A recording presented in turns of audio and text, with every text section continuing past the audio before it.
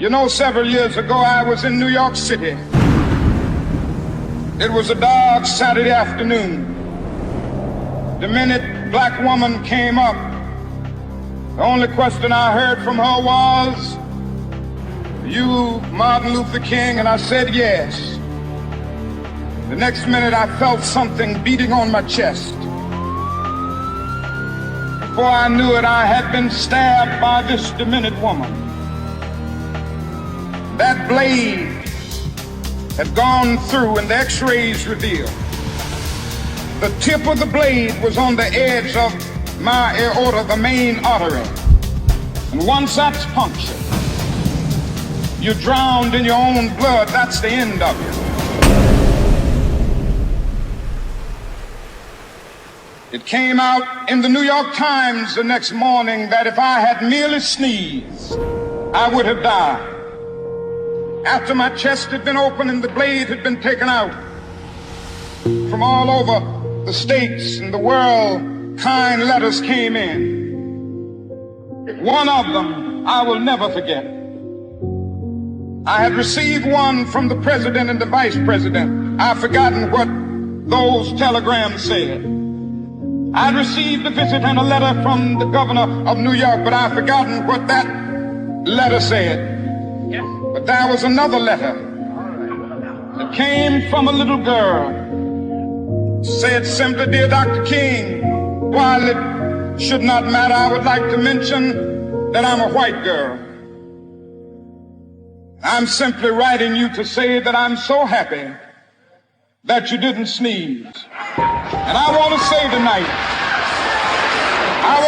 tonight that I too am happy that I didn't sneeze, because if I had sneezed, I wouldn't have been around here in 1960 when students all over the South started sitting in at lunch counters.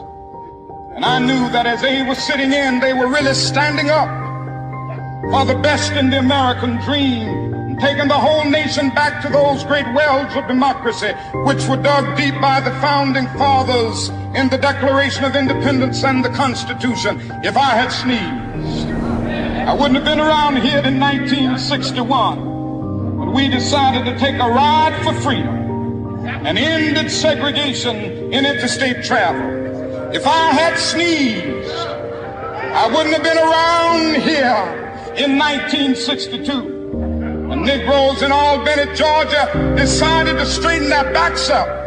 And whenever men and women straighten their backs up, they are going somewhere, because a man can't ride your back unless it is bent. If I had sneezed, I wouldn't have been here in 1963. Black people of Birmingham, Alabama aroused the conscience of this nation and brought into being the Civil Rights Bill. If I had sneezed, I wouldn't have had a chance later that year in August to try to tell America about a dream that I had had. If I had sneezed, I wouldn't have been down in Selma, Alabama to see the great movement there. If I had sneezed, I wouldn't have been in Memphis to see a community rally around those brothers and sisters who are suffering. I'm so happy that I didn't sneeze. Like anybody, I would like to live, but I'm not concerned about that now. I just want to do God's will. So I'm happy tonight. I'm not worried about anything. I'm not fearing any man. Mine eyes have seen the glory of the coming of the Lord.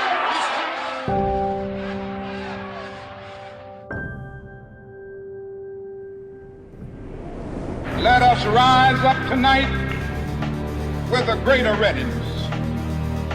Let us stand with a greater determination in these powerful days, these days of challenge, to make America what it ought to be.